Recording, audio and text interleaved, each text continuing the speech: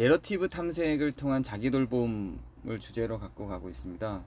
자기돌봄에 대해서는 크게 두 가지 방향으로 이야기를 합니다. 원래 자기돌봄에 대한 역사를 학문적으로 접근을 하면 이제 고대 그리스부터 올라가서 뭐 중세 거쳐서 막 이렇게 나오거든요. 근데 이제 그 과정들은 이제 책으로도 많이 접할 수 있을 거기 때문에 간단하게만 정리를 하면 정신적인 자기돌봄하고 신체적인 자기돌봄으로 많이 접근을 하고요. 특히 신체적인 자기돌봄은 이제 이미 뭐 일반인들에게 굉장히 많이 알려졌죠. 보편적으로 뭐 마음 챙김이나 신체 감각 훈련, 이 헬스장에서 할 수 있는 PT, 요가, 필라테스 이런 게 전체적으로 다 신체적인 자기돌봄의 개념입니다. 이거는 특별하게 더 하지 않아도 이미 보편적으로 세상에 다 알려져 있는 자기돌봄이죠. 근데 정신적인 자기돌봄은 신체적인 자기돌봄에 비해서 스스로 할 수 있는 역량을 많이 못 키워냈어요. 눈에 보이지 않는 분야들이기 때문에 눈에 보이는 신체적 자기돌봄을 나에게 적용하는 것에 비해서 좀 어려움들이 있죠. 그래서 이런 정신적 자기돌봄에 대해서는 많이 알려져 있지는 않아요. 신체적인 자기돌봄도 사실 이전에는 해야 된다라고 하는 그런 인식조차 없었는데, 이 오렘이라고 하는 사람이 원래 이제 자기 간호라는 개념으로 한국에선 번역돼 나왔는데, 그 자기 간호라고 하는 부분을 영어로 보면 셀프 케어예요. 자기 돌봄이 맞고요.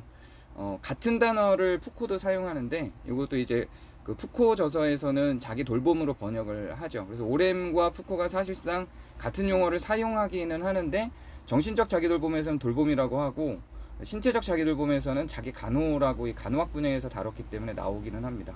저희가 살펴볼 거는 전체적으로 이 정신적 자기 돌봄 개념으로 들어가게 될 겁니다. 근데 사실 이 두 가지는 다 서로 역동하는 거긴 해요. 둘 중에 하나만 할 수는 없고 두 개가 다 갖춰져야 자기 돌봄이 가능해지는 것이기는 합니다.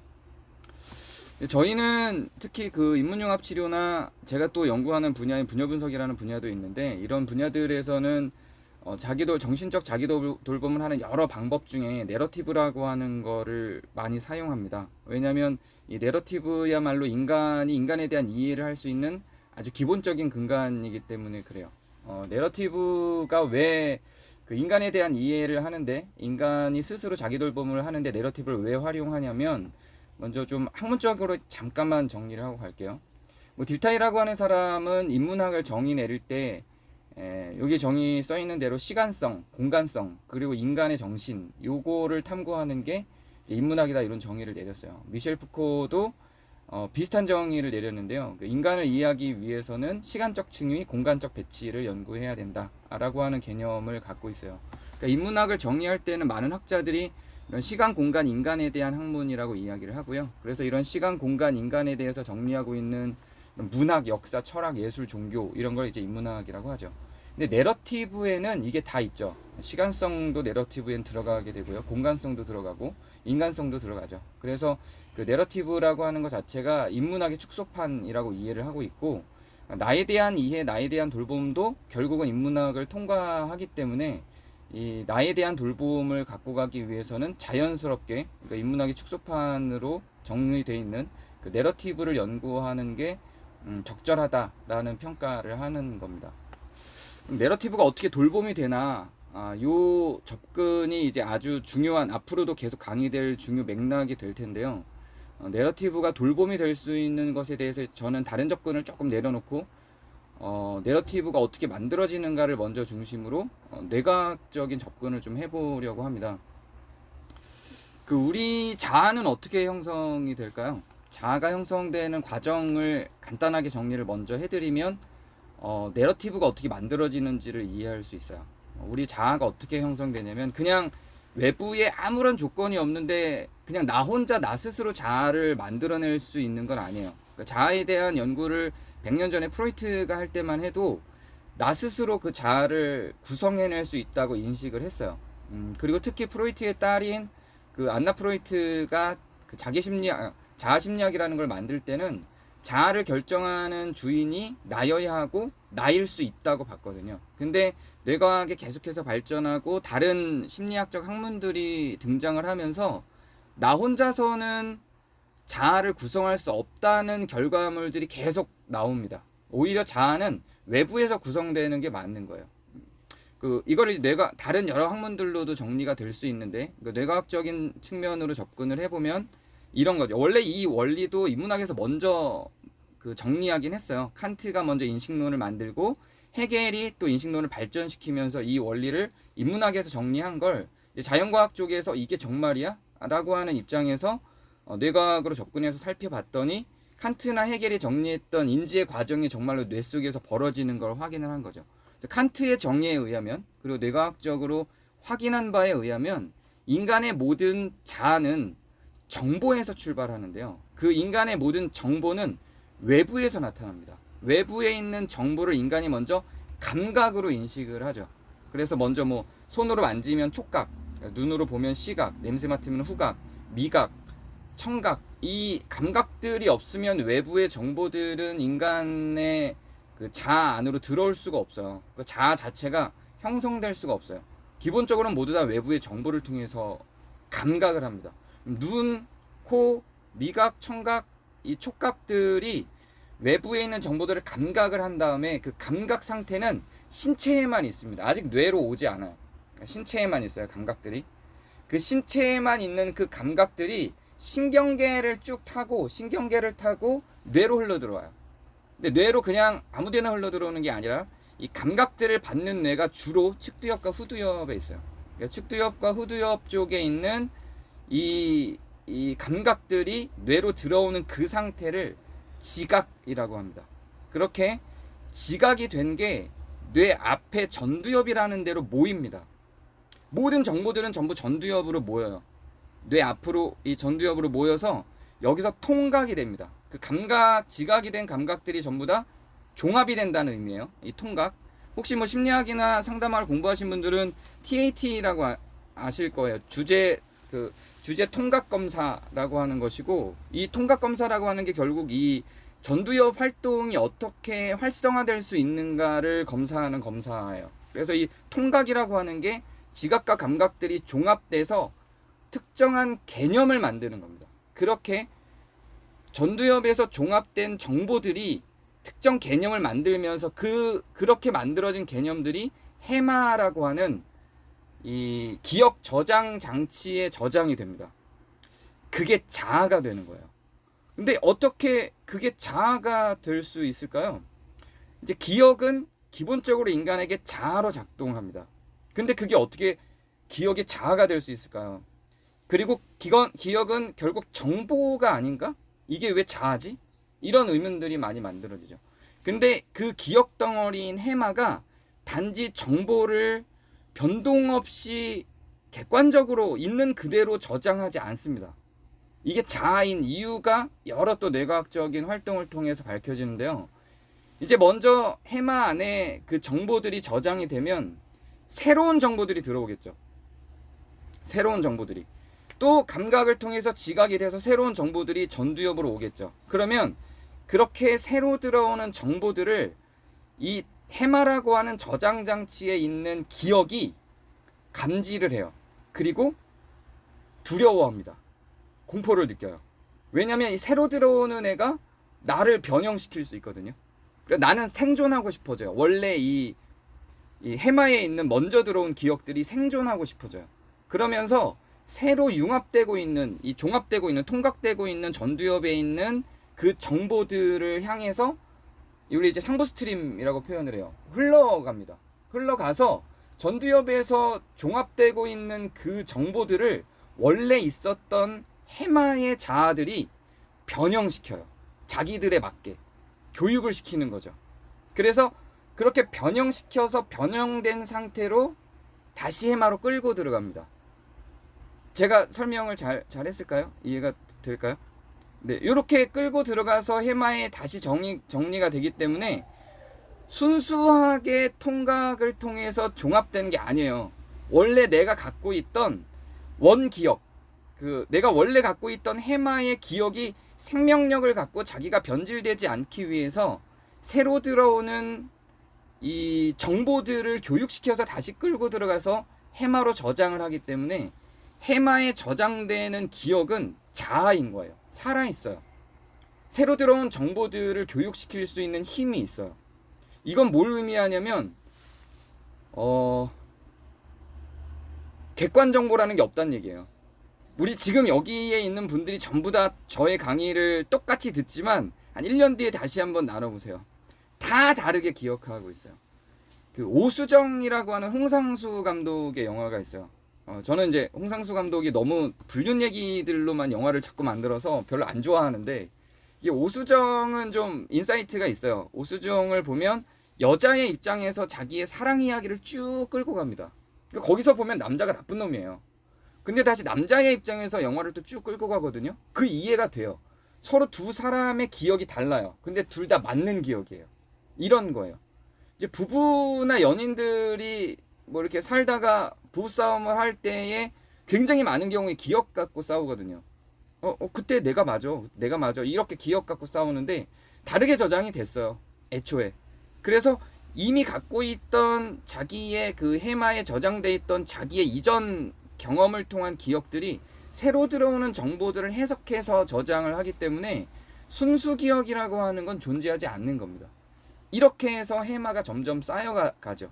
그러면 이 해마에 저장되는 기억 체계라고 하는 것은 지문보다 더 다양해질 수밖에 없어요. 뭐 동일한 기억을 갖고 있는 사람은 세상에 없습니다.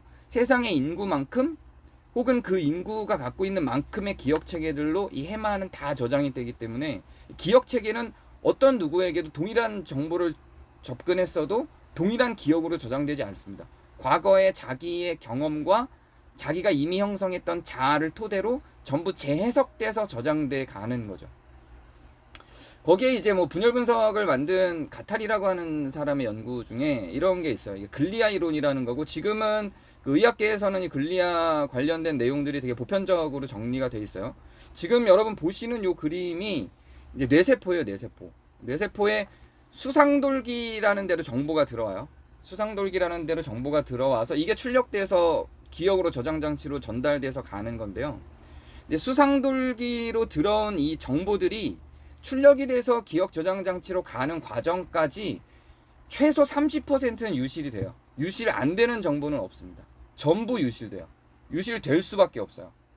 근데 그럼 유실이 돼서 30%가 비잖아요, 내 정보가. 그러면 내 논리성을 상실하죠. 인간은 논리적으로 시상이라고 하는 뇌의 역동하고 시상 하부의 그 역할 때문에 논리적으로 구성하려고 막 노력을 하거든요. 원인을 계속 찾아요. 근데 30%나 되는 그 정보가 상실을 했기 때문에 이걸 무엇인가로 메꾸려고 해요.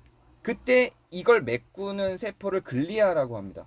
근데 이 글리아 세포가 지금은 연구가 더 많이 돼서 이 처음 발견할 당시보다 지금 연구가 훨씬 더 많이 돼서 이 글리아 세포를 치매 치료제로도 사용을 해요. 그래서 실제로 이 글리아가 그 치매 치료제 약 성분을 보면 글리아가 다 들어가 있어요. 치매 치료제의 아주 핵심적인 그 요소이기도 합니다. 이 글리아가 뭐냐면 과거의 기억을 토대로 만들어진 뇌세포예요. 그러니까 그 나머지 30%를 뭘로 채우냐면 과거의 기억을 토대로 만들어진 글리아라고 하는 세포로 채우는 거예요. 그러니까 이것도 아까 앞에서 인지 과정을 그 뇌의 그 저장 경로를 통해서 확인한 것처럼 동일한 개념이 여기도 적용이 돼요. 순수 기억으로 저장되는 거는 없는 겁니다. 결국 우리의 해마 속에 혹은 대뇌피질에도 기억이 저장이 되는데요.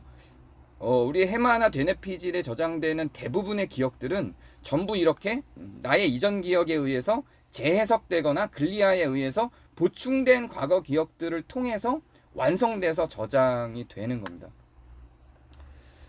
그렇게 해서 지금 제가 말씀드린 내용들을 이제 이렇게 그림으로 정리한 거예요. 오감이 지각화되고 통각화돼서 과거 기억과 연결되고 이게 감정 기억과 서사 기억이라고 하는 것으로 나눠져서 정리가 돼요. 그러니까 해마에는 서사 기억으로 집중적으로 들어가고요. 이게 왜 서사 기억인지 서사 기억이 뭔지는 조금 이따가 다시 정리를 해드릴게요. 서사 기억으로 먼저 정리가 되고 거기 서사 기억에서 감정 기억은 분할돼서 편도체 쪽에 더 분할돼서 정리가 돼요. 그래서 이 두 개가 잘 매칭이 되면 되게 건강한 정서를 갖는데 이게 매칭이 안 되고 분리될 땐 좀 괴리를 느끼는 구조를 갖는 겁니다. 그렇게 저장된 서사 기억들은 전부 다 뇌에 이미지나 영상으로 저장되는 게 아니에요. 다 언어 체계로 저장이 됩니다. 그러니까 언어 체계로 저장이 된다는 건 뭘 의미하냐면 우리 뇌에는 사실상 이미지나 영상은 없다는 거예요. 물론 있는 경우 있어요. 좀 이따 설명드릴게요. 원래 기본적으로는 건강한 뇌 활동에서는 이미지나 영상은 없어요. 네. 언어 체계로 다 저장이 됩니다. 근데 우리는 과거를 떠올릴 때 이미지로 떠올리잖아요. 영상으로 떠올리죠. 그쵸? 그거는 회상 작용인데 이 회상 작용은 이미지나 영상으로 저장된 걸 그대로 떠올리는 게 아닙니다. 언어 체계로 저장이 됐던 걸 회상 과정에서 다시 이미지 파일처럼 이미지 체계로 전환을 해서 떠올리는 거야. 그러니까 내가 떠올린 그 이미지는 사실상 정확한 이미지가 아닐 수 있어요. 보라색으로 떠올렸지만 파란색이었을 수 있습니다. 그리고 굉장히 거대해 보였는데 막상 가보면 작을 수 있어요. 그래서 내가 저장해 놨던 언어 체계를 회상하면서 이미지나 영상으로 복구시켜서 떠올리는 작용을 하는 거기 때문에 내가 회상한 이미지는 사실 원형하고 달라 있을 가능성이 매우 높죠. 더 정확한 정보를 갖고 있을수록 더 정확한 이미지로 회상을 할 수 있지만 대체로 오랜 시간이 흘러갈수록 더 다양한 정보들이 융합이 되기 때문에 그렇게 다양하게 융합된 그런 형태의 그 과거 기억들은 회상을 할 때 내가 원래 진짜로 봤던 이미지 그대로 회상되지 않을 가능성이 매우 높아지는 겁니다. 근데 이게 이미지나 영상이 언어체계로 변환 안 되고 저장되는 경우가 있어요. 그런 경우는 트라우마적 사건일 경우에요. 트라우마적 사건일 경우에는 좀 위기다, 긴박하다 이런 감지를 편도체라는 애가 합니다. 그러면 편도체라는 애가 이거 위기다라는 걸 감지하고 나면 아까 제가 설명드린 것처럼 감각이 지각이 돼서 전두엽으로 가서 통각이 돼서 해마로 흘러가는 과정을 거치지 않고요. 이 편도체가 해마 바로 옆에 있어요. 편도체가 막 위기 안테나를 발동시키면 그 장면을 그대로 편도체가 이미지처럼 받아들여서 바로 저장을 해버립니다. 걔는 그 해마에만 저장되지 않고 베르니케 17영역이라는 데가 있어요. 그 베르니케 17영역이라는 데로 같이 그 이미지가 저장이 돼버려요. 그렇게 트라우마적 기억들은 이미지로 저장이 바로 되기 때문에 언어 체계로 저장되어 있는 다른 기억들하고 섞이지 못하죠. 그래서 트라우마 기억으로 계속 회귀하는 거고 트라우마 기억이 회상의 중심이 돼서 자꾸 떠오르게 되는 현상을 갖게 되는 겁니다. 그래서 이런 트라우마적 기억은 좀 특별하게 따로 다뤄야 하겠지만 대부분의 기억들은 전부 해마로 서사 기억으로 저장돼서 들어가고요. 트라우마적 기억들은 언어 체계가 아닌 그 이미지 체계로 주로 편도체를 중심으로 감정과 결부돼서 저장되게 됩니다. 요게 이제 뇌에 우리의 정보들이 저장되는 기본적인 경로예요. 그러니까 단적으로 표현하면 이건 이제 라캉이라고 하는 제가 박사 때 그 공부했던 학자가 만든 그림인데요. 우리의 저장된 데는 S1이라고 하는 그 기본 틀이 있는 거예요. 기본 틀이 있고 그걸 갖고 그 이후에 오는 모든 정보들을 다 재해석하고 있는 겁니다. 그러니까 과거의 기억들이 새로운 기억들을 계속 재해석하면서 그 강력한 기본 틀을 갖고 있는 과거 기억이 우리 안에 다 존재하는 거예요. 이제 라캉은 그 시점을 어린 시절로만 봤는데 이제 뇌과학이 발전할수록 뇌를 연구해 보면 그게 반드시 어린 시절은 아닐 수 있어요. 그 S1을 형성하는 다른 어떤 충격 기억들을 이를테면 트라우마적 사건 같은 충격 기억들이 존재하기도 합니다. 자, 그리고 나서 이제 이 내러티브라고 하는 개념은 결국 과거를 정리하는 거잖아요. 우리가 지금 제가 뇌과학을 갖고 얘기하니까 그 내러티브가 떠올리지 않았죠, 잠깐. 근데 우리 지금 내러티브를 이야기하기 위해서 뇌과학을 얘기를 한 거예요. 근데 내러티브는 결국 과거를 떠올리는 거예요. 근데 현대 상담학, 현대 심리학으로 갈수록 과거 기억을 별로 중요하게 여기지 않아요. 지금 여기만을 중요하게 여기죠. 그래서 좀 더 그 지금 여기에 대한 이해는 원래는 현상학적 용어인데 이게 이상하게 와전되고 잘못 이해된 채로 지금 그 상담학계에서 과거를 지우는 형식으로 자꾸 적용하시는 분들이 있어요. 잘못 적용하는 거예요.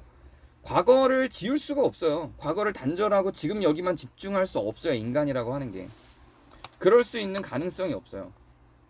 자, 요 표는 뭘 나타내고 있냐면 이것도 이제 분열 분석적인 표이고 과거의 다른 학자들이 구성해 놓은 것을 분열 분석적으로 재해석해서 만든 표인데요. 결국은 현재에 대한 기억은 이 과거의 수많은 것들의 접점에서 나온다는 이야기예요. 현재 우리가 갖고 있는 우리의 자아는 지금 현재에 만들어지지 않았어요. 우리는 현재만 집중하고 과거를 잊어버리면 현재만 건강하게 만들면 될 거라고 생각을 하죠. 그렇게 유도하는 상담학 이론들이 상당히 많죠. 근데 그게 가능한가요? 정말로 과거를 딱 단절시켜버리고 현재에만 집중했더니 정서가 건강해질 수 있을까요?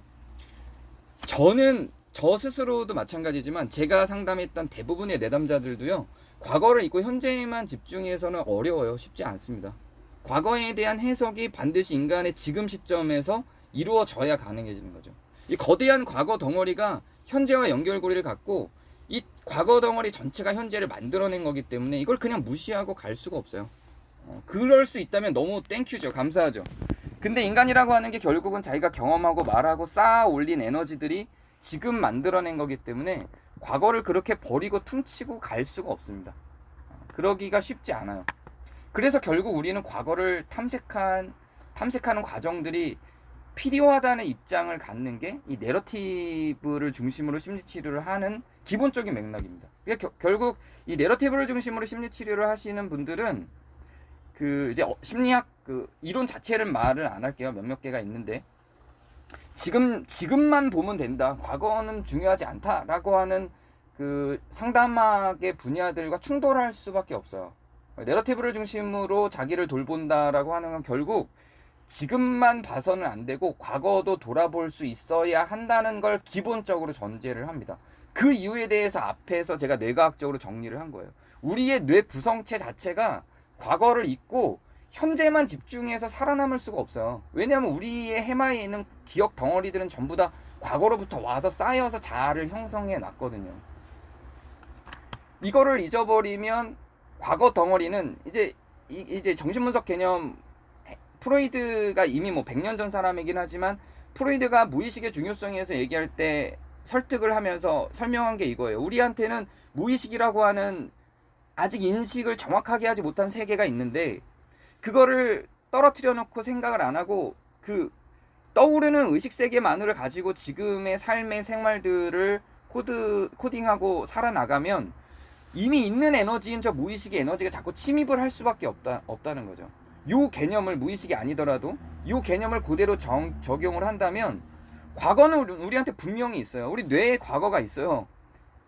해마에서 과거를 떼내면 그거는 기억 상실이 되죠. 자아 형성이 안 되는 거예요. 우리 해마는 과거를 분명히 담지하고 있거든요. 근데 그거를 지금 집중하면 된다는 이유로 과거를 떼놓고 생각하자 이렇게 간다면 우리는 큰 공백을, 우리의 자아에 거대한 공백을 만드는 거예요.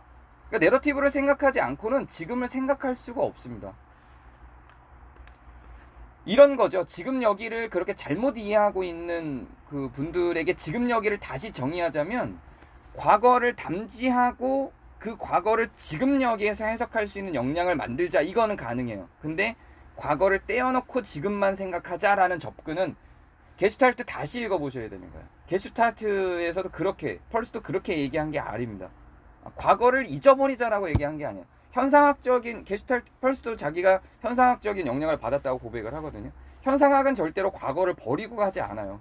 현재만 보자고 하는 게 아니에요. 현상학에서 이야기하는 지금 여기 개념은 과거에서 흘러들어와서 완성된 형태의 지금, 과거를 결국 지금 이 사건 자체에서 해석할 수 있는 힘으로서의 지금을 얘기하는 거지, 과거와 단절된 형태로서의 지금을 이야기하는 건 아닙니다. 그래서 인간이 오히려 지금을 살아내기 위해서는 과거를 확인하고 과거를 볼 수 있는 힘이 있어야 된다는 이야기죠. 이 내용을 조금 더 이제 그 내러티브가 어떻게 우리를 돌볼 수 있는가를 좀 설명하기 위해서, 그리고 내러티브가 어떻게 형성되는가라고 하는 개념을 확인하기 위해서 아까 제가 그림을 보면서 설명드렸던 뇌과학을 토대로 우리 뇌에 있는 회로들을 좀 더 살펴볼 건데요. 그 뇌의 자기 참조 회로라고 하는 개념이 있어요. 뇌 부위들이 있습니다. 내측 전전두 피질, 후대상 피질이라고 하는 요 연결 부위, 요렇게 연결되는 부위인데요. 요 내측 전전두 피질, 후대상 피질이라고 하는 요렇게 연결된 요 부위를 토대로 자기 참조 회로라고 해요. 요 자기 참조 회로는 나 자신에 대한 정보를 처리합니다. 나 자신에 대한 정보는 요렇게 처리가 되는 거죠. 그 전두엽으로 오는데 요렇게 처리되면서 나 자신에 대한 정보를 처리합니다. 나에 대한 감정, 생각, 성격, 사회적 정체성 이런 게 전부 다 요 자기 참조 회로를 통해서 구성이 돼요. 이 자기 참조 회로의 핵심적인 역할을 하는 후대상 피질이 하는 역할이 자기에 대한 성찰, 자기를 돌아보고 자기에게 집중하고 자기 감정을 조절하는 역할을 합니다. 여기 그림에 디폴트 모드 네트워크 못한데요. 네트워크라고 되어 있는 요거 이제 인터넷에서 가져온 그림이라 요거는 요 다음 장에서 설명을 드릴 거예요. 요 자기 참조 회로가 갖는 기능이 있어요. 요 기능이 자기에 대한 평가를 해요. 난 어떤 사람이지? 이런 자기에 대한 평가를 해요. 그리고 자기에 대한 평가를 하는데 또 뭘 같이 하냐면 다른 사람들은 나를 어떻게 보지? 요 평가를 하는 게 요 자기 참조 회로에 있어요. 그러면서 요거를 과거의 자기 기억인 자전적 기억 회상하고 연결을 시켜서 정보를 저장합니다. 그러니까 정보가 그냥 저장되는 게 아니라는 얘기예요. 해마의 정보가 저장될 때는 요 자기 참조 회로를 통해서 나는 어떤 사람이지? 라고 하는 질문을 던지면서 저장하는 거예요. 저는 그런 질문을 던지지 않는데요? 라고 생각을 한다고 해도 누구나 당연하게 그냥 뇌가 그렇게 움직이는 뇌가 있는 거예요. 그리고 어떤 정보가 들어오든지 간에 그 정보에 대해서 나는 어떤 생각이지? 나는 어떤 사람이지? 라고 하는 기본적인 질문과 함께 외부 정보를 받아들인다는 이야기입니다. 그게 자기 참조 회로가 갖는 역할이에요. 그리고 기본 모드 네트워크라고 하는 건 아까 앞에서 설명한 자기 참조 회로에 측두역 내부 측, 해마 근처에 있는 뇌 영역을 얘기하는 거예요. 그리고 하두정 소엽이라고 중앙에서 약간 뒤쪽으로 가 있는 뇌 부분인데요. 요게 기본 모드 네트워크라고 하는 그 이름을 갖고 있는 회로 장치들인데 얘네는 아까 앞에서 설명했던 자기 참조 회로를 통해서 만들어진 자전적 해석을 기억으로 만들어서 저장하는 역할을 합니다. 그리고 얘네가 자기 참조 회로보다 조금 더 앞서 나가서 하는 일이 뭐냐면 이걸 토대로 미래 시뮬레이션을 돌려요. 뇌는 가상 상황으로 미래를 계속 그려요. 이 기본 모드 네트워크에서 이 활동을 하는 거예요. 그렇게 자기 참조 회로를 통해서 저장한 기억을 토대로 앞으로 무슨 일이 벌어질지, 다른 사람들하고 나는 어떤 관계를 형성할지 이런 것들을 계속 돌려요. 그러면서 자아상이라는 게 만들어집니다. 이렇게 만들어진 자아상이 어떤 역할을 하는지 제가 예를 들어보면 이 자기 참조 회로와 기본 모드 네트워크를 통해서 나에 대한 평가가 이루어지고요. 모든 정보를 그렇게 나에 대한 평가로 받아들이고 이 사람의 반응들, 자기 참조 회로와 기본 모드 네트워크를 통해서 해석된 기억이 어떻게 작동할 수 있냐면 이런 모양을 갖춰요. 어떤 남자가 있어요. 남자 A라는 사람이 있어요. 실제 제 내담자들 중에 있어요. 집단 상담할 때 나왔던 사례예요. 실제로 남자 A라는 사람이 있어요. 그 사람을 이렇게 가상 상황을 줬어요. 아주 아름다운 여자가 있어요. 아름다운 여자가 앞에 있고 그 아름다운 여자가 당신을 바라봐요. 어떻게 반응하실 것 같아요? 어떤 생각이 드세요? 라고 물어봤더니 남자 A는 이렇게 옆에 있는 친구한테 이렇게 말할 거예요. 야, 봤냐? 쟤 나 좋아하잖아. 지금 나 관심 있어서 보는 거야. 이렇게 말한다는 거죠. 근데 남자 B는 어떻게 대답하냐면 자기는 그런 예쁜 여자가 자기를 쳐다보면 자기 몸에 뭐가 이상한가? 옷을 오늘 너무 후줄근하게 입었나? 나한테 뭐 문제가 있나? 이렇게 생각할 거라는 거죠. 이게 기본 모드 네트워크를 통해서 자기 참조 회로를 통해 가진 정보를 기본 모드 네트워크를 통해서 저장하는 방식이에요. 이해가 되시죠? 되게 중요한 지점이에요. 똑같은 상황인데 이 기본 모드 네트워크가 어떻게 작동했냐에 따라서 이 똑같은 상황이 완전히 다른 해석으로 저장이 된다고요. 그래서 남자 A는 그 하루의 일과 중에서 많은 여자가 자기를 봤다면 이 남자 A는 그날 잠자리에 들면서 나 오늘 진짜 많은 여자들한테 관심을 받았어 이러고 잠자리에 드는 거고요. 남자 B는 난 진짜 밖에 나가면 안 돼. 사람들이 나만 보면 다 이상하게 쳐다봐. 이렇게 기억을 저장하고 잠자리에 든다는 거죠. 이런 형식으로 인간의 서사가 구성이 돼요. 이게 인간의 서사를 만드는 과정이에요. 이게 내러티브가 만들어지는 과정입니다. 자기 참조 회로를 통해서 내러티브 자아가 만들어져요. 이게 나에 대한 정보를 그렇게 부정적으로 처리를 하면 이게 뇌과학적인 용어예요. 인문학적인 용어가 아니에요. 이야기적 자아가 만들어집니다. 이야기적 자아가 만들어져서 그게 저장이 돼요. 내러티브 자아를 이렇게 형성한다는 거예요.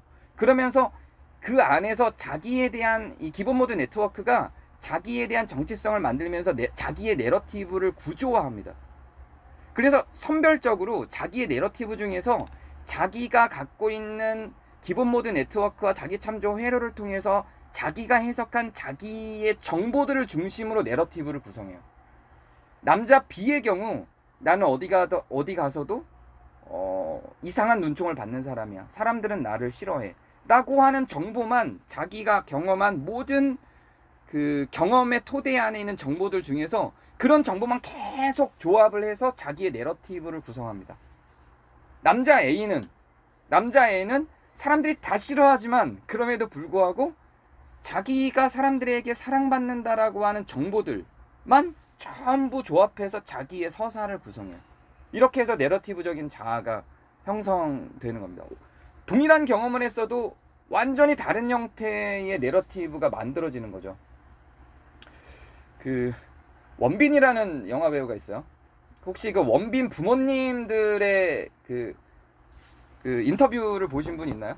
원빈 부모님 그 방송국에서 가서 원빈 부모님들한테 진짜 잘생긴 배우를 아들로 두셨는데 뭐 이러면서 인터뷰를 했더니 아니 세상에 잘생긴 것들이 얼마나 많은데 이런 애를 탤런트를 시켜 이러는 거예요. 원빈 부모님은. 원빈은 고등학교 졸업할 때까지 자기가 잘생긴지 모르고 살았대요. 근데 사회에 나와보니까 다들 잘생겼다고 하는 거죠. 그래서 원빈이 탤런트가 되겠다고 했을 때, 배우가 되겠다고 했을 때 부모님들이 말렸대요. 야, 니감께 무슨 배우냐? 잘생긴 사람이 세상에 세고 셌는데 이랬다는 거죠. 이 기본 모드 네트워크가 외부에 있는 정보들을 통해서 이렇게 형성이 되는 거예요, 원빈에게. 반대로 옥동자 아시나요? 정중철인가요? 옥동자는 자기가 잘생긴 줄 알고 살았대요. 자존감이 높잖아요. 그래서 죄송해요. 외모는 사람에 따라서 다를 수 있어요. 그러나 이제 옥동자는 스스로 자기가 그런 개그를 만들어가는 사람이니까요. 그럴 수 있을 것 같아요. 코미디언이니까. 옥동자는 자기가 잘생긴 줄 알고 살았다는 거예요. 부모님들이 잘 키워내신 거죠.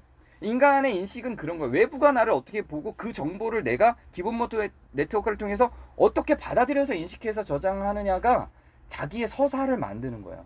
이렇게 자기 내러티브가 이렇게 구조화가 됩니다. 그리고 이렇게 구성된 내러티브를 기본 토대로 사회적인 맥락하고 연결을 시키는 거야. 그렇게 만들어진 기본 모드 네트워크를 토대로 타인의 시선을 내가 해석합니다. 그렇게 내러티브가 만들어져요. 결국 자기 내러티브에 대한 이해가 자아상을 만들어요.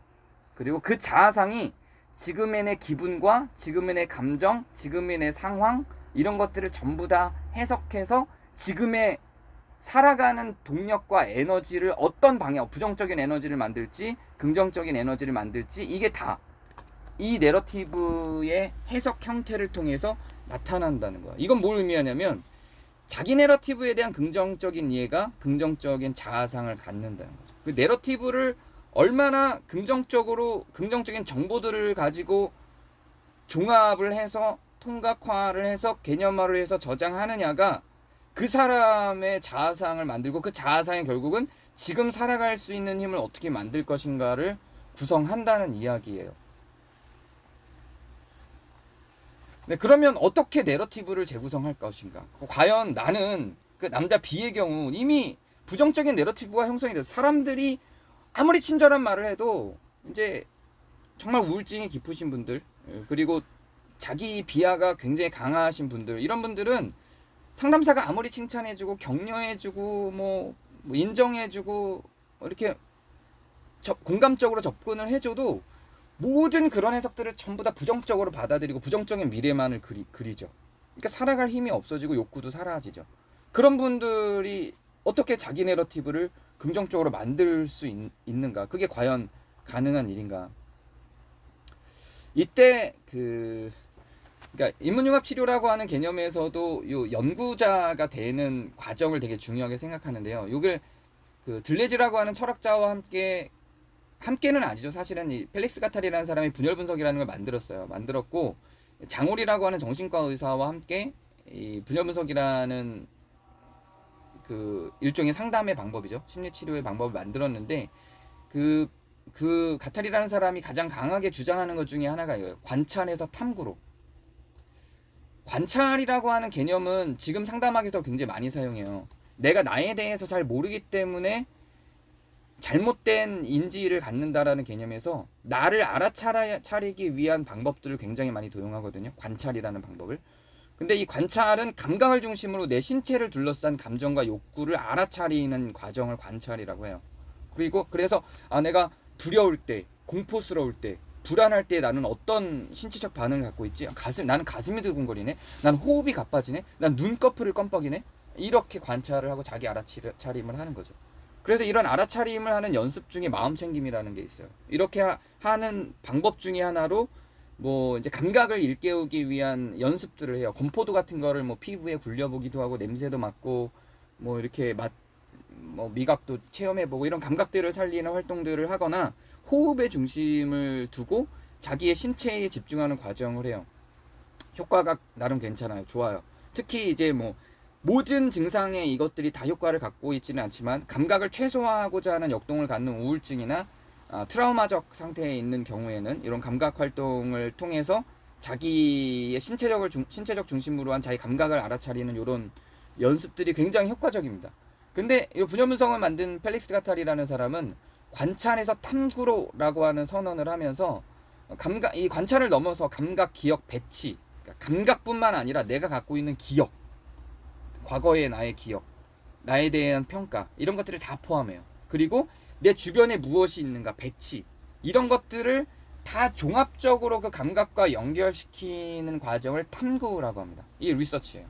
이제 펠릭스 가탈이라는 사람은 잡지를 아예 그 리서치라고 하는 잡지를 만들었어요. 그리고 이 잡지가 세계적으로 엄청나게 팔려가죠. 어쨌든 관찰만으로는 부족하다. 이 관찰은 지금의 나의 신체와 지금의 나의 감각에 집중하게 하지만 이것만으로는 부족하고 여기에 뭐가 이게 나쁘다거나 잘못됐다는 게 아니라 이게 필요하다고 보는 거예요. 이게 굉장히 필요한데 여기에 뭐가 더 있어야 되냐면 이걸 토대로 과거 기억을 회상하고 내가 누구인지 과거의 내가 지금의 나에게 어떤 영향을 미치는지를 보기 위해서 기억도 가져야 되고요.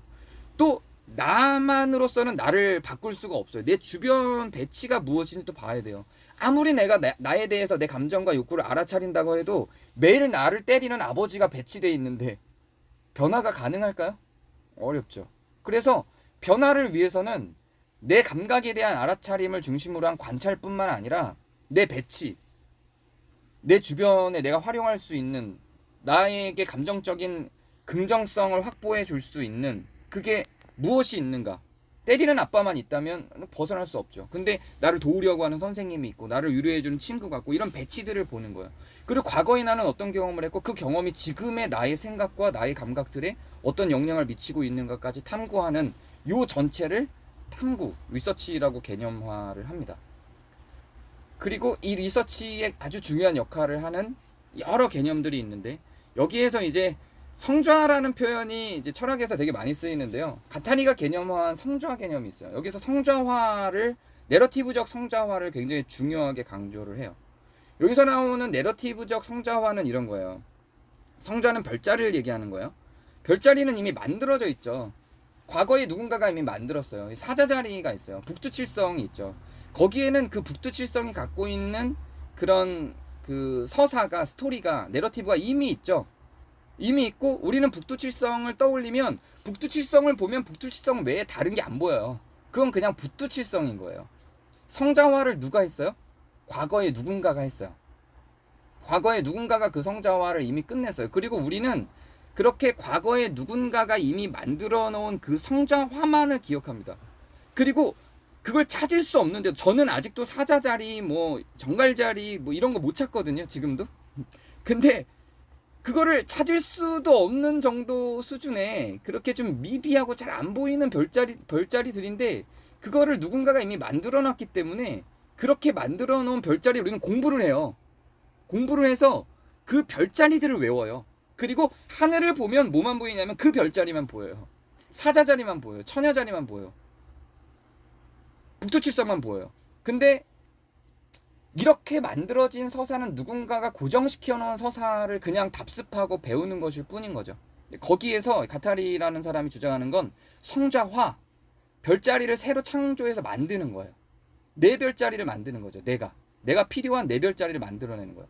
이를테면 지금 이 처녀자리하고 사자자리가 서로 각각 떨어져서 각자의 별자리를 갖고 있죠. 그런데 이 처녀자리의 점 2개와 사자자리의 점들을 연결시켜서 뭐 이를테면 뭐 사자가 아닌 늑대자리를 만드는 거죠. 제가 늑대자리를 만들어서 새로운 나의 별자리를 만드는 거예요. 그게 성좌화, 이런 개념이에요.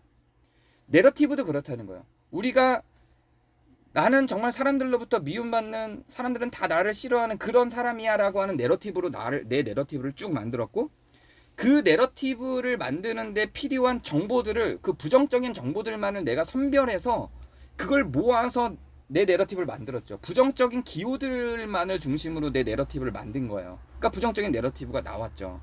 근데 이걸 성자화를 하는 거예요. 다시 새로운 정보들을 모으는 거죠. 새로운 정보들을 모아서 새로운 성자화, 새로운 내러티브 성자화를 하는 거예요. 그래서 이전에 갖지 않았던 긍정적인 기호 코드들을 계속 발견하고 그 경험들을 끄집어내서 그것들을 중심으로 새로운 내러티브를 만들어가는 과정을 갖는 거죠.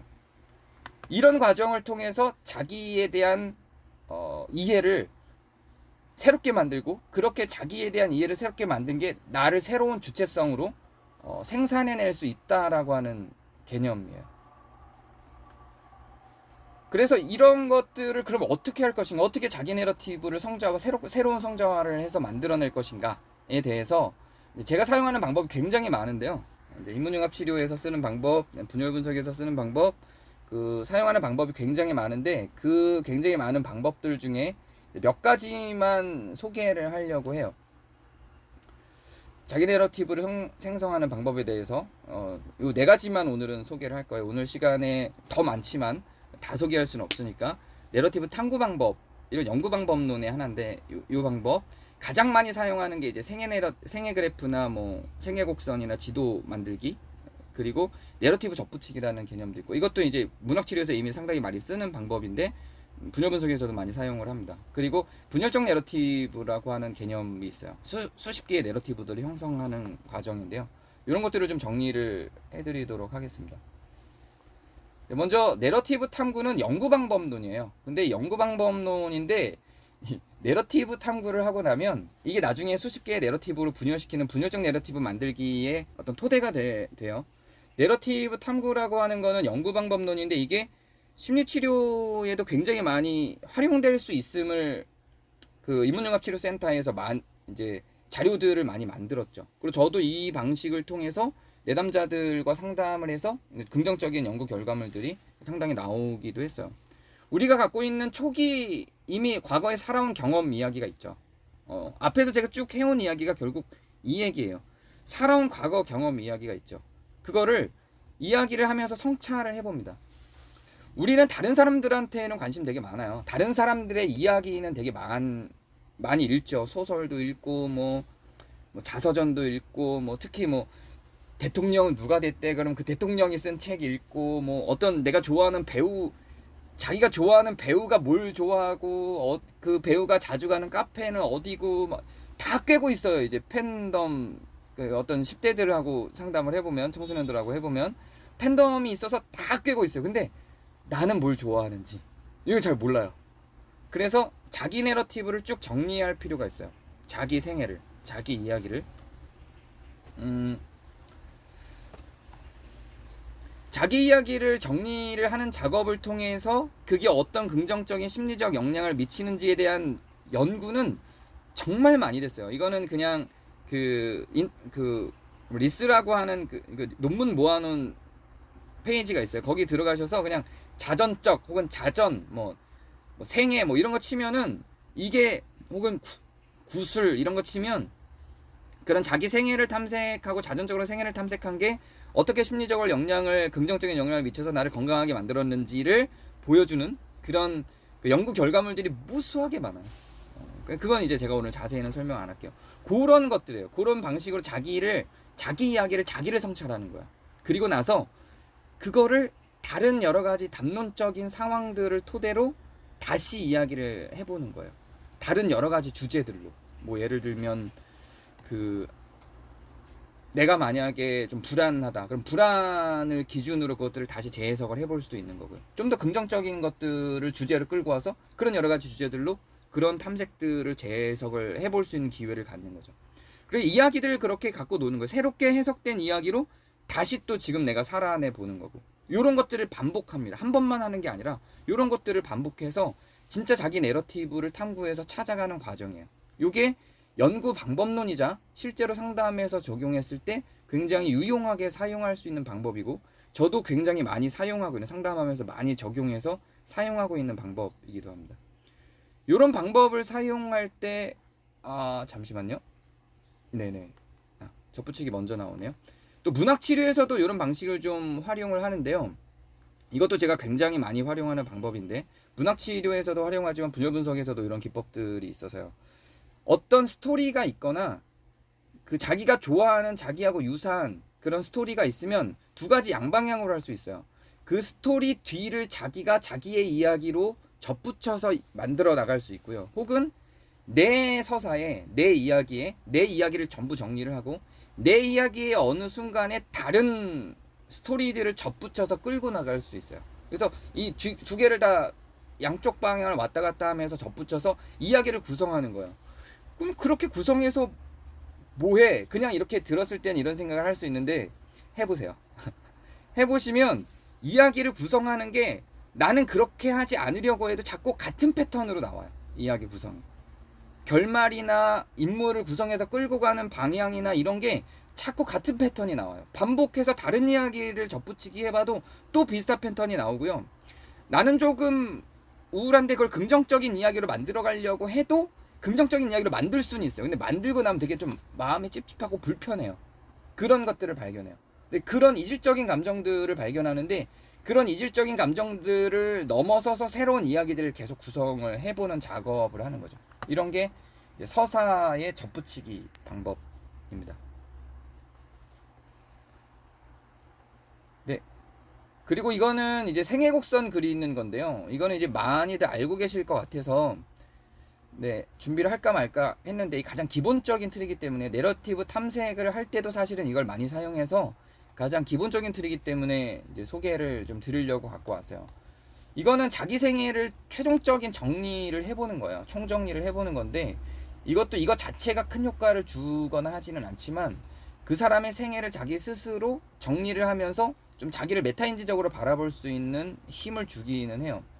처음에 태어날 때 수를 지금 여기서는 기쁜 일을 10으로 봤어요. 두 가지 방법이 있어요. 이걸 만들 때는 지금의 내 감정과 내 행복도를 0으로 두고 태어날 때부터 그 행복도와 불행도를 이 곡선으로 표시하는 방법. 그리고 반대로 태어날 때를 0으로 두고 곡선을 행복도와 이 불행도를 만들어서 지금의 내 행복도와 불행도의 지점을 파악하는 방법. 이렇게 두 가지 방법을 사용할 수 있는데 지금 이 예시는 제가 인터넷에서 퍼온 건데 지금의 상태의 행복도를 그린 것 같아요. 0으로 제시한 것 같아요. 아니면 그런 기본 제시 자체를 안 했던 것 같아요. 태어날 때가 어쨌든 10이었어요. 너무 불행하지 않아요? 태어날 때가 제일 기뻐요. 잘못 쓴 것 같아요. 태어날 때가 제일 기뻐요. 기억도 못 하는데. 태어날 때가 10이고 생애 사건에 따라서 경험과 생애 사건에 따라서 행복도가 구분이 되죠. 좀 계속 낮아지죠. 그리고 대학 입시에 대한 부담감, 고등학교 때가 거의 최악 수준이에요. 최악 수준이었다가 나중에 이제 대학 입학해서 생활할 때가 또 최고로 올라갔고 직업 고민할 때 또 내려왔다가 뭐 회사 취업해서 승진할 때 올라갔다가 뭐 이렇게 생애 곡선을 만드는 거예요. 그럼 이 곡선을 만드는 것 자체도 의미 있는 작업이 될 수 있는데 이걸 갖고 뭐 하냐면 내려갈 때는 왜 내려간 건지 나는 어떨 때 다운이 되지 이거를 알 수 있죠. 어떤 사람은 뭐 내가 졸업을 했는지 학교 떨어졌는지 취업했는지 이게 감정에 전혀 영향을 안 주는 사람이 있어요. 남자친구랑 첫 번째 남자친구랑 헤어졌을 때가 최악, 두 번째 남자친구가 헤어졌을 때 또 최악, 세 번째 남자친구가 헤어졌을 때는 최악, 제일 행복했을 때는 첫 번째 남자친구랑 사귀기 시작했을 때가 제일 행복, 두 번째 남자친구랑 사귀기 시작했을 때가 제일 행복. 이렇게 관계 중심으로 다 구성되는 사람도 있어요. 그러니까 그 사람들이 어디서 행복을 느끼고 어디서 불행을 느끼는지 알 수 있는 포인트가 이 생애 곡선에서 나타나죠. 그리고 최악으로 갔을 때 다시 행복해지는 그 과정, 어떤 힘이 이 사람을 다시 치고 올라오게 만들었는가, 이거를 보는 거예요. 이걸 보면 지금의 어려움을 이 사람이 어떻게 극복하게 할 수 있는가도 이 포인트에서 굉장히 많이 발견이 되고 좋은 자료들, 좋은 정보들 많이 가져올 수 있어요. 그리고 또 하나, 이 사람이 자기 내러티브를 쓸 때 자기 내러티브를 쓰고 생애 곡선을 써보면 자기 내러티브는 다 암울한데 생애 곡선에선 기쁜 적이 있었거든요. 그러면 자기 내러티브가 다 암울했다는 건 생애 곡선에서 하강 곡선인 정보들만 다 가져와서 그걸로만 구성을 하는 거예요.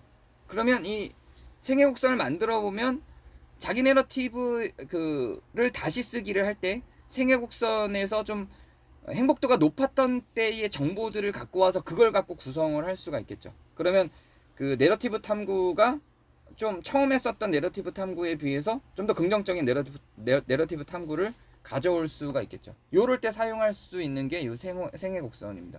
생애 곡선을 쓰는 거, 만들어 보는 것 자체도 자기를 돌아보는 의미에서 도움이 되지만, 이 생애 곡선을 활용하는 방법들이 인식이 되면, 그러면 훨씬 더 여유롭고 자유롭게 여러 개의 내러티브를 탐구해낼 수가 있죠. 그리고 요거는 이제 그 생애사나 내러티브 탐구 같은 연구 방법론에서 많이 사용하는 건데, 사실 요거를 처음으로 시도했던 거는 그 요렇게 동일하게 좀 디테일하게 발전시키진 않았지만 모레노라고 하는 그 심리극이라고 하는 걸 만든 사람이에요. 그 사람이 처음에 요 생애 곡선을 시도를 했죠. 물론 그 이전에도 그 생애를 돌아보는 여러 방법론들이 있었겠지만, 이걸 심리치료로 사람에게 적용을 해서 만들어내는 과정과 작업을 구체적으로 진행을 했던 건 이제 모레노라는 사람이 거의 최초기는 했습니다. 분열 분석에서 사용하는 방법인데, 이게 지도 제작을 하는 방식이에요. 여기가 주체적 흐름이라고 돼 있는 요 애착욕망, 창작욕망, 심리, 사람, 신앙, 여기가 이제 어린 시절의 자기의 욕구예요. 그러니까 욕구만 하는 게 아니라 감정도 할 수 있고 뭐 여러 가지 것들을 시작점인 거죠. 근데 이것도 결국 생애 그래프랑 비슷한데 흐름을 보는 방법이에요.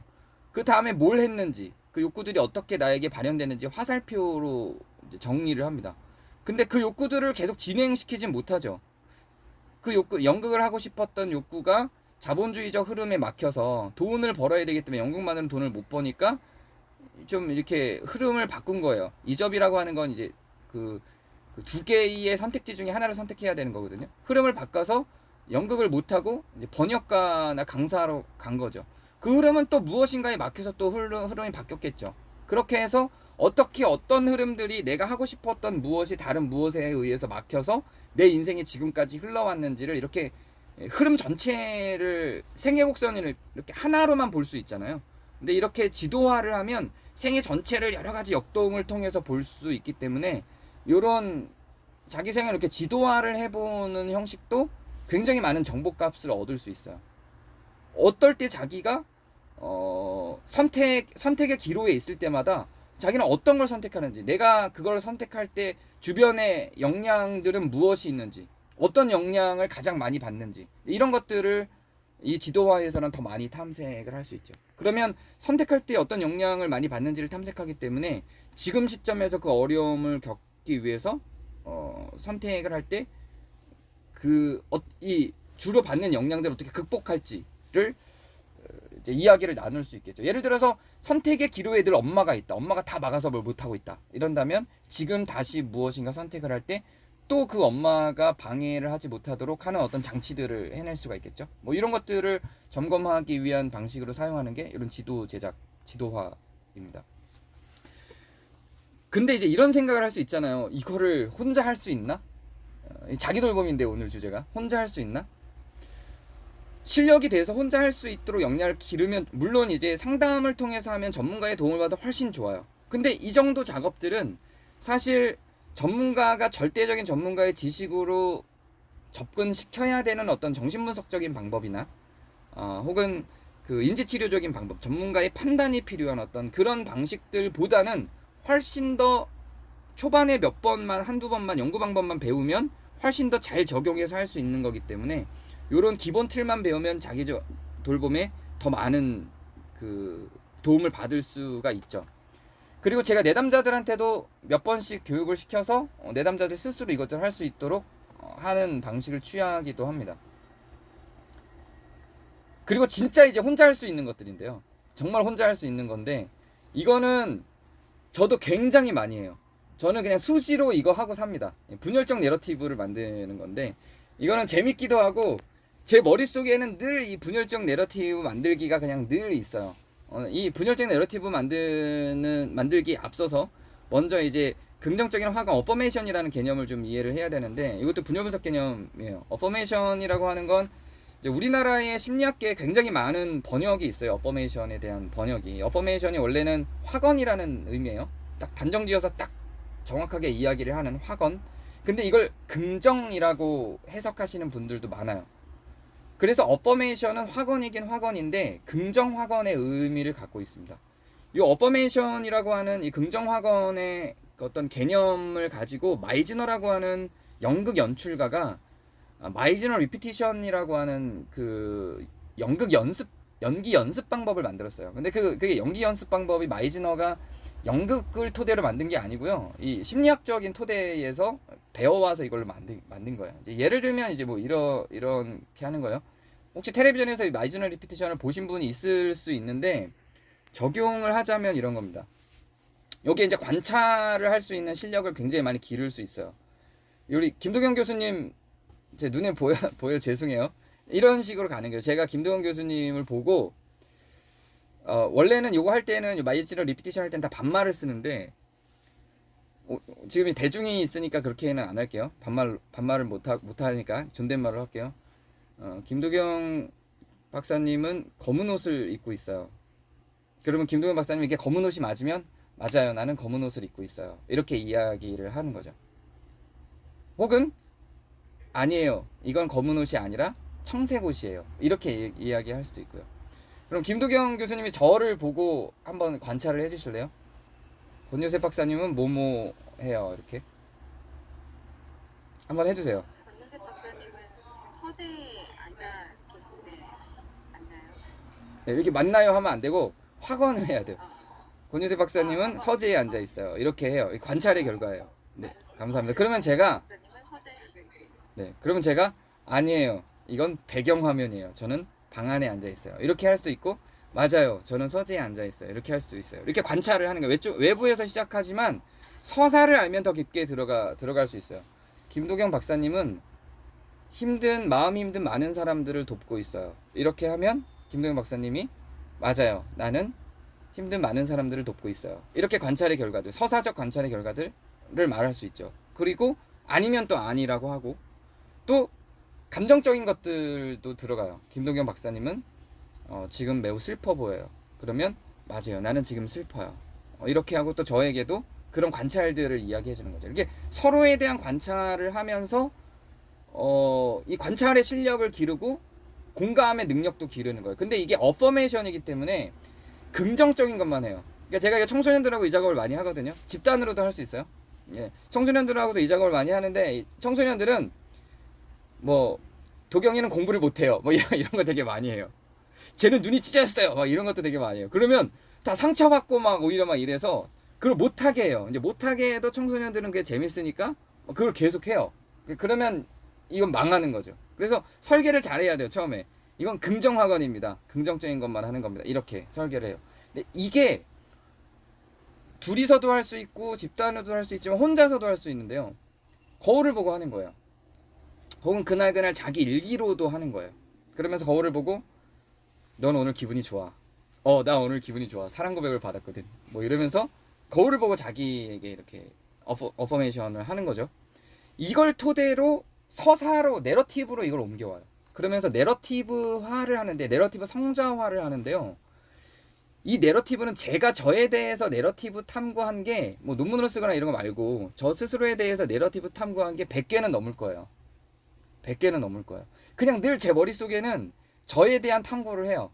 우리는 주변에 대한 탐구를 너무 많이 해요. 근데 나에 대한 탐구가 나에게 굉장한 힘을 실어줘요. 강사로서의 내러티브, 뭐 연구자로서의 내러티브, 상담사로서, 연극인으로서. 저는 판타지 소설가기도 해요. 그 판타지를 좋아하는 사람으로서. 뭐 철우의 친구, 제 친구 중에 제일 친한 친구 중에 철우라는 애가 있어요. 철우의 친구로서, 연인으로서, 뭐 지하철에 관련, 지하철 타고 가다 보면 지하철에 대한 내러티브, 사과 내러티브, 뭐 이런 걸 다 하는 거예요. 시 내러티브. 나는 시를 언제 만났고, 난 중학교 때 저는 이제 랭보라는 시인을 만나면서 시를 너무 좋아하기 시작했거든요. 그런 내러티브, 자기에 대한 내러티브를 무한한 성자를 만들 수 있어요. 무한한 성자를 만들어서 자기에 대한 내러티브가 막 100 몇 개 되면요, 언제든지 그 자기에 대한 내러티브를 필요에 따라서 꺼낼 수 있죠. 근데 어퍼메이션이에요. 부정적인 내러티브는 안 돼요. 우리 뭐 얼마 전에 이제 그 그 넷플릭스에 올라온 거 보니 고백의 역사라고 하는 이렇게 영화가 올라왔더라고요. 그런 거 하는 거예요. 고백의 역사, 고백의 내러티브를 만드는 거죠. 그 대신 뭐 나를 부정적으로 볼 수 있는 내러티브는 자제를 하는 겁니다. 뭐 차임의 내러티브, 뭐 이런 나를 부정적으로 볼 수 있는 내러티브 말고 나를 긍정화할 수 있는 스스로에 대한 어퍼메이션을 이 내러티브로 하는 거죠. 그러면서 저는 이렇게 지하철 타고 갈 때 눈을 감고 이렇게 가다가 이 내러티브 작업을 해요. 내러티브 작업을 하면 내 인생을 사과를 중심으로 쭉, 지하철을 중심으로 쭉 가보는 거야.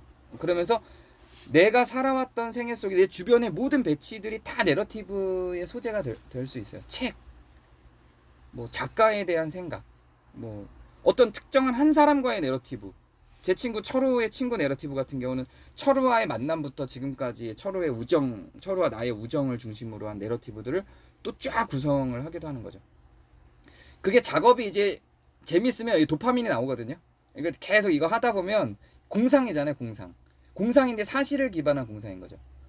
이거를 하다 보면 도파민이 나와요. 그러면 오늘 빨리 지하철에 가서 자리에 앉아서 자리가 나면 자리에 앉아 눈 감고 이거 해야지. 뭐 이렇게 가면 되게 재밌는 그 지하철 이렇게 갈 수가 있는 거예요. 이렇게 이 작업이 자기를 돌보는데 굉장히 좋고, 그리고 내담자들에게도 이거를 시켜봤어요. 굉장히 많이 시켜봤어요. 이 내러티브 작업을 제 내담자 중에 이 내러티브 작업을 한 사람들이 한 200명 넘어요. 한 200 몇십 명이 돼요. 근데 제 내담자들에게는 대체로 다 이 작업을 시키는데 다들 너무 흥미로워요. 그러니까 처음에는 되게 힘들어요. 특히 이걸 힘들어하는 사람들은 공대생들, 혹은 그 공대를 나온 개발자들은 뭐 하라는 건지 모르겠어요. 뭐 하라는 건지 모르겠어요. 그래서 저는 이렇게 공대생들한테 이렇게 가르쳐요. 당신이 코딩하듯이, 개발할 때 코딩하듯이 당신이 살아온 생애를 아무 소재나 선택하고 그 소재와 연관된 당신의 생애를 코딩하는 거예요. 이렇게 했더니 그 개발자들도 좀 이렇게 흥미롭게 이제 하기 시작을 해요. 그리고 처음에는 근데 처음에 했는데 너무 힘들어요. 뭐 내 이야기를 못 만들겠어요. 이야기를 만드는 게 아니라 그냥 흘러가면 돼요. 몇 번 하다 보면 한 5개, 뭐 10개 넘어가면서부터는 재미가 붙어요. 그러면서 자기에 대한 관찰과 탐구가 깊어지면 자기에 대한 자아상도 그렇게 변화가 가능해지고, 이거는 마치 이제 PT를 받으면서 혹은 그 요가 훈련을 하고 이러면서 스트레칭 하면서 자기 신체를 돌보듯이, 마음 챙김하면서 자기 감각을 돌보듯이 자기의 정신을 돌볼 수 있는 아주 좋은 재료로 사용이 되죠.